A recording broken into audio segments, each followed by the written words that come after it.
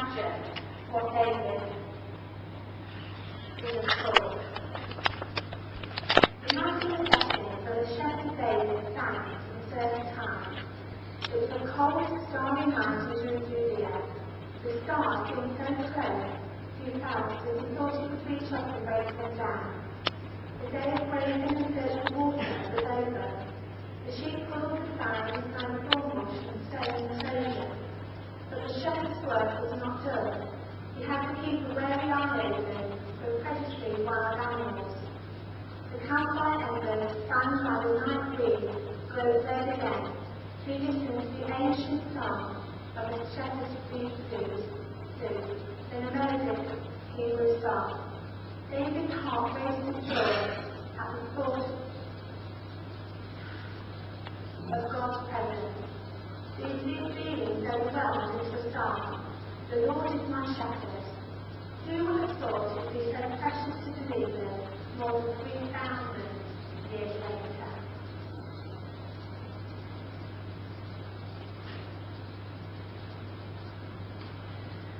God provides for all our needs. Therefore, as Christians, we can take all our problems straight to God.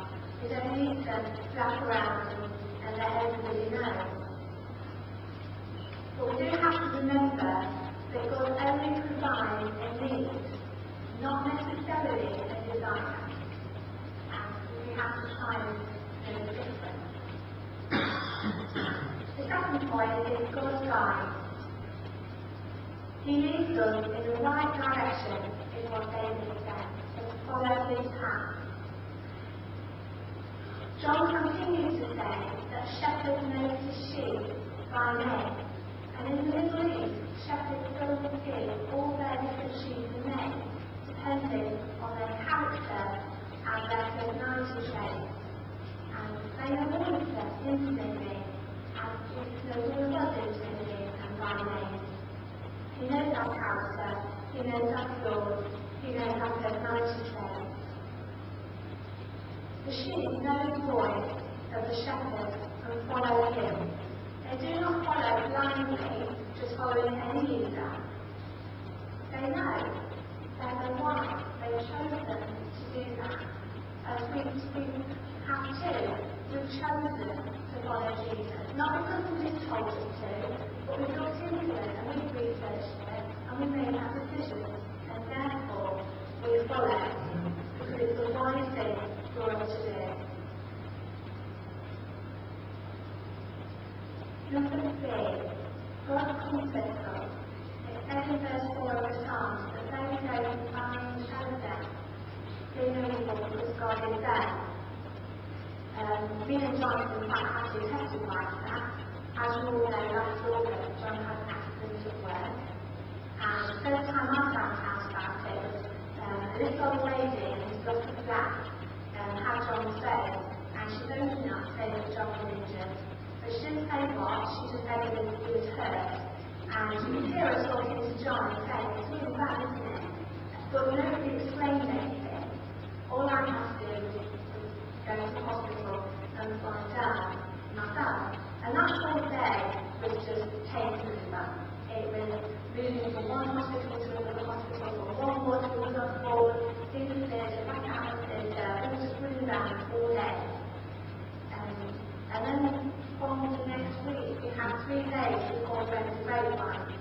And there was a period of time I really didn't get there. And I was really surprised that John went, and that John had said that he would be a steward, and he still was a steward all that weekend today.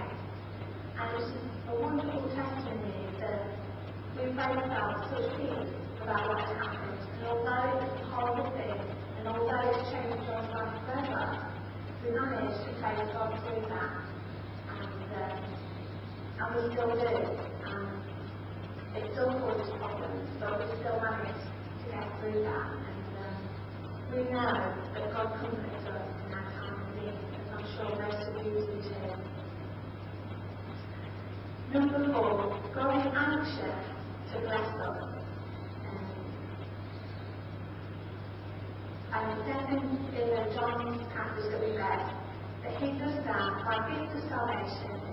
The Jesus is the gate, and by entering through the gate, we get the gift of salvation. We also get blessed by security and nourishment. The sheep in the John passage in verse 9 are in an enclosure, aren't they? And Jesus is that enclosure. And it's not necessarily a brick wall for us, and it's not necessarily boundaries that is around us as empty, but it's more how close we are to Jesus, how good our relationship is to him, how near we are to him, is how safe we are within that enclosure. And if we're beginning to stray off and get nearer and nearer to the end of that, that's when the devil can come in and take us. It depends where our heart is and how close we are